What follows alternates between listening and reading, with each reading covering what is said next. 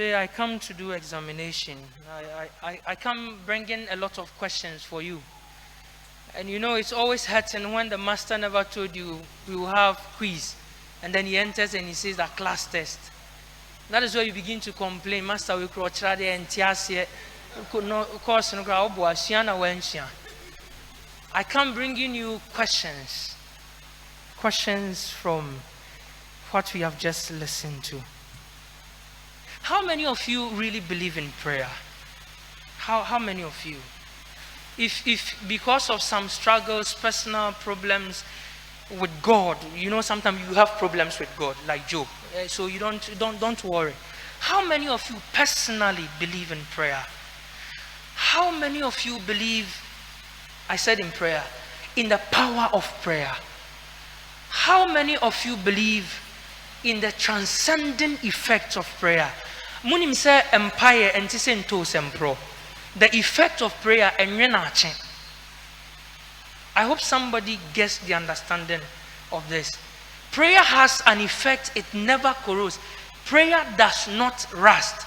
Prayer can take thousands of years and the effect are still binding. How many of you believe in that? That you can say a prayer and it goes ahead of you thousands of years, even when you are not even around. These are the questions I bring to you this morning. Because I am looking into the prayer of Jesus. This is a prayer said more than 1,560 something years ago. Let's say more than about 1,700 years ago. And you know what Jesus did? Jesus was praying at a moment and he prayed into thousands of years of future. Jesus prayed even for disciples that are yet to come who were not in the room. Jesus prayed for us when we were not even there.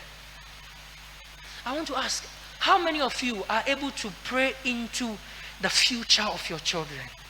Like you bring the children in the room and you pray over them and you say that in years to come, I want ministers to come from this family. We want priests to be of this family. We want reverend sisters to be here. We want catechists. We want big men. We want politicians. We want good leadership to come out of our children. The problem is that we stay at that present moment and we are not able to look into the future and pray. But that is not Jesus. Jesus believed in the transcendent power of prayer. And so Jesus prayed into the future. Have you ever prayed for your spouse to be in the future? Have you ever prayed for your womb in the future? For the children that are about to be born, you don't see them like Jesus, but Jesus prayed into the future. And listen to the words of Jesus when he prays. Jesus prays with so much faith. He says, Father, I am praying for those, not those who are just here, but those who will come to believe in their word. You know what that means? Jesus was saying that I am praying that these people who are listening to me in this room, they are going to be effective teachers of the word. They are going to preach the word and people are going to listen to them. All these are included in the prayer. And because people are going to listen to them like I am preaching right now, people are going to believe in the word and they are coming to believe in me. And there will be so much of them that there will be diverse people with different language, with different ethnic backgrounds, with different backgrounds and family backgrounds, different societal backgrounds. And because of that, there will be differences and challenges. And when it happens, even when I'm not here, thousands of years to come, Father, may they be one. It was a present prayer into a future circumstances. Some of us, we are not praying into the future. Not so with Jesus. Jesus looks into the future and he prays. And sometimes I always say it, especially when I'm moving with our catechists for communion rounds and for the sick.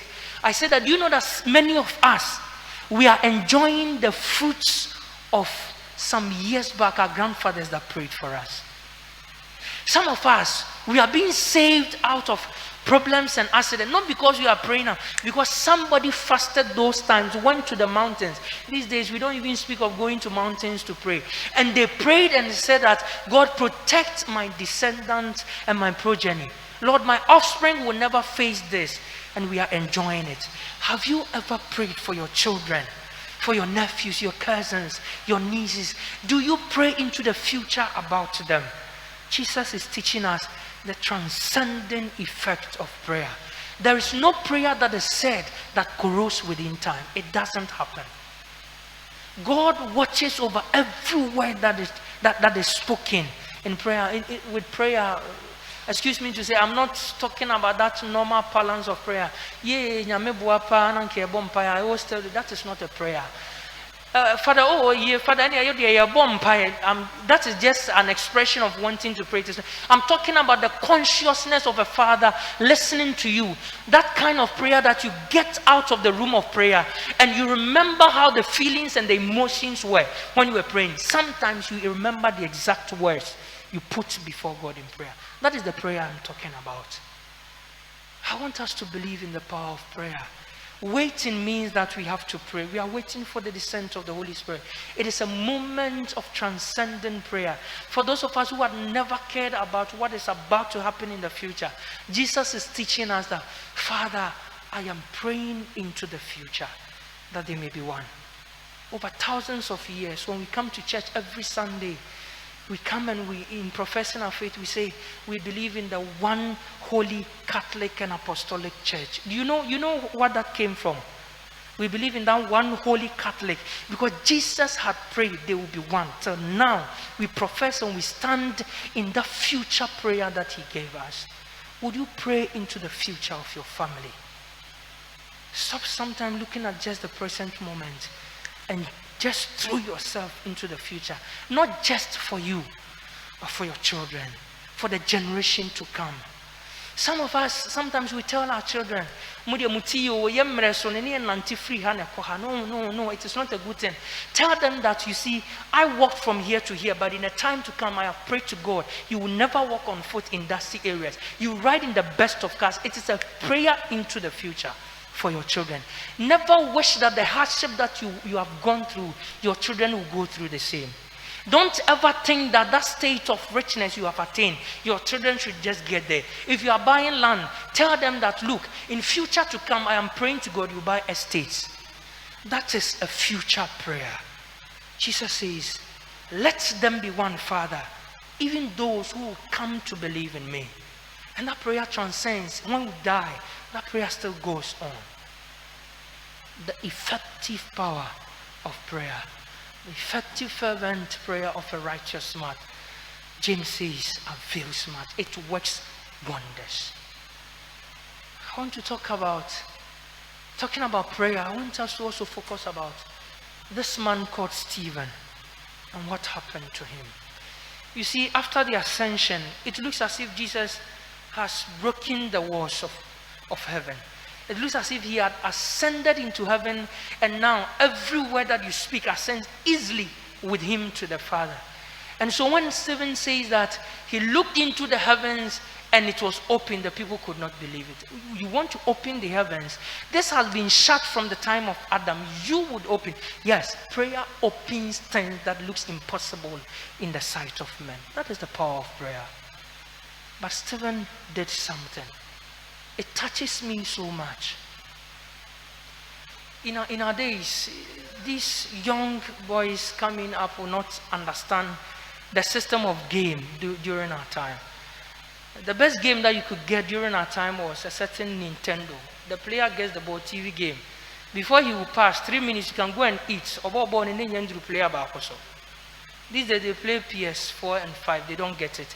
In those times, games actually mean that you get out of your house. And you know, we don't chew lizard, but it was game, sports time. And one time, I went with a friend, be a friend, stubborn, very fast. As I am standing at the other side, the other friend is here. Yeah, the boba kumomo. Or two boba nabo kotre and a far one. I tell you, each time I say that, I go and check, I think I still feel the pain, even though it is there. Obi the boba border. Have you ever been hit by a stone before? Even when Nipana wa and Sheda, I don't know, have you ever been hit by a stone that someone threw before? The pain in it, what hurts me is that after that he told me, why am I kotre? That excruciating pain that accompanies stoning, and I am just imagining for Stephen, they are stoning him. It is not just one stone. I want you to remember, I want you to picture this. I told you the power of the word comes from your ability to imagine what is said in the context. They are stoning Stephen. Every stone hurts. Luke writes, he's not mistaken, and he says this: as they were stoning Stephen, he prayed. As they were stoning Stephen. For me, if I were to write this story, I will explain further. As they were stoning Stephen, no, Luke says, as they were stoning, he did not scream. He did not murmur. He did not complain. He did not complain about his state of life. No, Stephen prayed. For every stone that hit Stephen, Stephen turned it into a word of evangelization. The effective prayer of a righteous man. And you already know the story. It is said that the garments of Stephen were laid under the feet of a certain man, Saul. The story about Saul is more than Stephen in the Acts of the Apostles even, not to talk of his letters. Can you believe it that Stephen has prayed so much that it has affected his clothes, so that those clothes lying at the feet of Saul is going to turn Saul into Paul, into a great evangelizer, a prayerful man into the future. I don't know which stone is hitting you in life, but some of us, when we are hit by stones, we complain. When we are hit by certain stones in life, we murmur, we cry, and we regret for having taken a certain step. Not so with Stephen. As they stoned Stephen, he prayed. You are going to turn your stones into steps of ascension to heaven. You are going to turn your stones into steps of talking with God. For every stone, for every pain, for every tear, for every confusion, marital problems, barrenness, sickness, name it, cancer, diabetes, pressure, confusion, life situations you can't imagine, all of them are stones hitting you, but you have to take a certain step. When they hit you, you must pray. When the stone hits you, let it jump up into heaven. The effective, fervent prayer of a righteous man avails much. And Stephen prayed and prayed, and I want you to notice this. As Stephen is praying, the stones do not turn into bread. No. As Stephen is praying, the people stoning him, they don't stop. As Stephen is praying, those that are hurting him, some of you are praying for people who are causing you so much pain, who are hurting you, can't even bear them. I want you to know that as Stephen is praying, the stones and the pain and the blood that is gushing out from his forehead, it doesn't cease. But if you read the full story, they looked at Stephen and something changed. They said they looked into the face of Stephen. It is not said today. And his face had changed. Prayer does not sometimes change the situation. Prayer changes you to meet that constant situation. And that is why some of you, after prayer, that same situation, it becomes so light and you become heavier. Yes, that is what prayer does. Stephen prayed and it looks as if he did not feel the hurt and the pain coming from the stone. And Stephen prayed for his enemies. Stephen prayed for them that they are ignorant. You see, Jesus has said that whatever I did, you will do more than that. This is a clear sign. Jesus was crucified, Stephen was stoned. Jesus prayed for one man to get to heaven and for those standing beneath, and begged the Father and made an excuse for them. And Stephen did the same, more than that. Then he said, Father, please, I beg you. I know as it hurts me, it hurts you. But these people, they are ignorant. Please don't hold it against them.